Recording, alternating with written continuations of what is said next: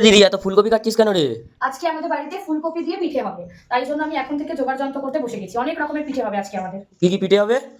আমাদের হবে ফুলকপির পিঠে, তারপরে হবে দুধ পুলি, তারপরে হবে হচ্ছে নারকেলের পুর দেওয়া পিঠে। তোমরা যারা যারা খেতে চাও আমাদের বাড়িতে চলে আসো অবশ্যই। আমরা এখন থেকে জোগাড় যন্ত্র করছি। করছিস রে?